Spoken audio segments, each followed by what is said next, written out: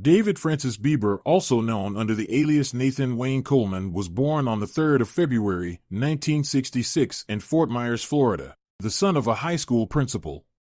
After leaving school, David was briefly a U.S. Marine before being discharged for going AWOL. For those that don't know, AWOL stands for absence without leave, which means when a serviceman leaves the military without prior authorization. After being discharged, David became a drug dealer, selling namely steroids, and he also started bodybuilding. On the 9th of February, 1995, a man named Marcus Mueller, aged 29, was found shot to death in his Bonita Springs, Florida home. Marcus had answered his door and was shot 3 times in the doorway of his own home. His girlfriend, a woman named Danielle, found his body and informed authorities that she thought fellow bodybuilder David Bieber shot her boyfriend. David Bieber and Marcus Mueller were both involved in an illegal steroid smuggling business where they made a lot of money. Danielle, Mueller's girlfriend, wanted to get married to him, but he was already married to a woman in Germany who he was not going to divorce. So Danielle instead married Bieber on February 3, 1995, just a few days before the murder. She immediately began questioning her decision and stated that she wanted to go back to Mueller, but Bieber wasn't having it. David made several statements to friends that he wanted Marcus dead. Apparently David wanted to take over their steroid business, but to do so he needed Marcus out the way. David was brought in for questioning by police, but denied being involved in the murder. The Lee County Sheriff's Department still believed that David was involved because he had the motive. But they did not have any evidence to charge him, so he was released. August 1995, a random shooting occurred involving a woman called Michelle Stanforth. She was shot at 4 times by an identified gunman, but all the bullets missed her. Police learned that Michelle had dated David Bieber in 1993 and that one day David showed up to her work and threatened Michelle and told her if she left him, she would be sorry. Michelle then broke up with him and filed a restraining order. Police also learned that David had a history of violence against women dating back to 1989. While the Lee County Sheriff's Department continued to investigate the murder of Marcus Mueller and the attempted murder of Michelle Stanforth, they began learning more about David Bieber. What they learned is that David appeared to be an all-American boy until he began using steroids in his teens. After this, David became more aggressive and violent. He joined the U.S. Marine Corps to help him channel some of his aggression, but instead rebelled against authority and ultimately found himself AWOL, facing charges, and dishonorably discharged. The aggressive ex-Marine remained a prime suspect in the murder and attempted murder cases, but police still didn't have enough evidence to charge him. In September 1995, detectives learned from an informant that a man called David Snipes was involved in a murder-for-hire scheme.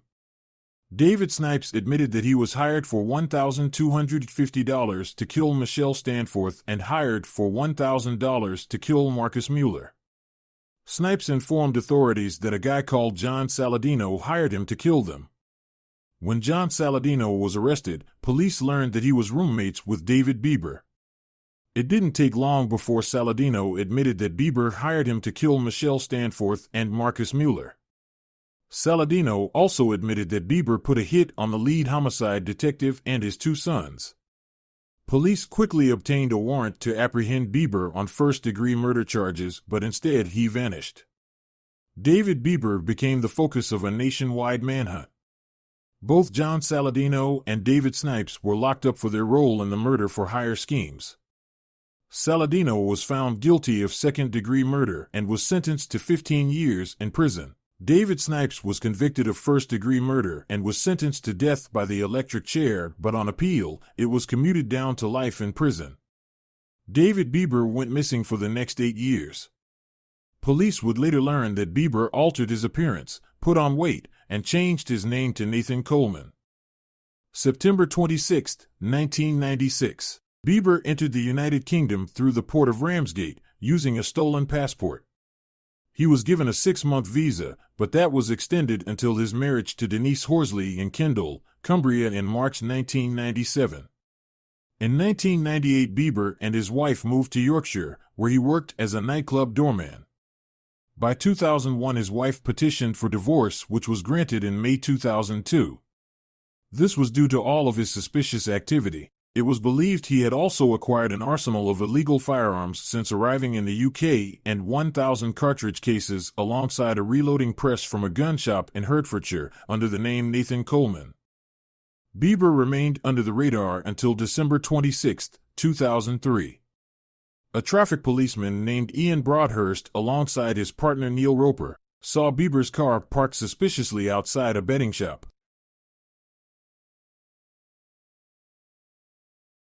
They identified the registration plates on the car as being false and asked him to accompany them to the police car, where Bieber sat in the back seat. The officers were uneasy and so called for backup, which they received from colleague James Banks. At this point, they didn't know David was a fugitive nor that he had a concealed 9mm pistol. The officers quickly learned that David's car was stolen and were going to arrest him. You've done it again. That was the stolen one from November. Before they could, Bieber, facing the imprisonment for various offenses and possible extradition to Florida, drew a 9mm handgun and fired 4 shots at the unarmed police officers who tried to flee.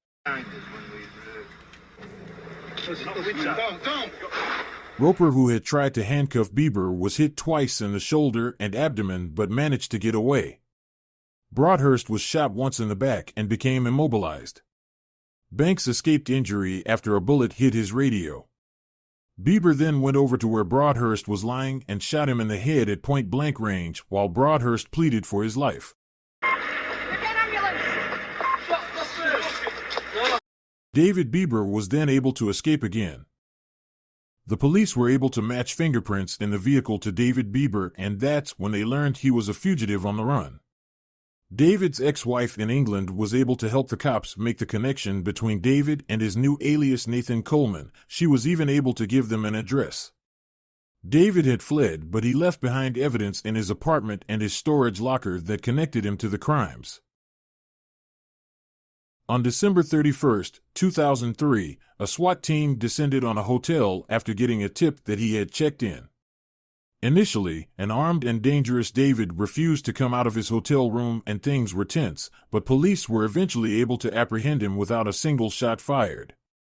He had a pistol ready to fire under his bed and had dyed his hair ginger in an attempt to avoid detection. On the 1st of January, 2004, he was charged with murder and 2 counts of attempted murder. Bieber's trial was held at Newcastle Crown Court and ended on December 2, 2004. He denied murder, 2 accounts of attempted murder, possession of a firearm with intent to endanger life, and possession of 209mm pistol cartridges. Bieber's defense was that it was his friend who looked like him, also from Florida, that committed the offenses and had asked him to look after the murder weapon. Bieber said he could not name this friend for fear of reprisals. Despite his best efforts, Bieber was found guilty unanimously of the murders and various firearms. The judge, Mr. Justice Moses, told Bieber he had shown no remorse or understanding of the brutality of his crime, and the aggravating feature in the case was that Bieber did not need to shoot Broadhurst through the head, noting, "You had already disabled him and he was defenseless. You could have escaped then, but you chose to wait and fire a second shot at point-blank range. To shoot and kill an officer in such circumstances, doing no more than trying to serve us all, is an attack on all of us. It must be acknowledged that he might have died as a result of your first shot, but you made certain of his death." Bieber was given 3 life sentences. The judge recommended that Bieber should never be released, a ruling that would make Bieber only the 25th prisoner in Britain to receive a whole life tariff. It was the first whole life tariff to be set by a judge, previous tariffs being set by the Home Secretary before that was declared illegal. Should he be released, the state of Florida has said it would seek his extradition, though he could not face the death penalty due to extradition treaties. That concludes the story of David Bieber, the bodybuilder turned killer. If you have enjoyed this video, please like, share, and subscribe. It's Focus for Better. Until next time.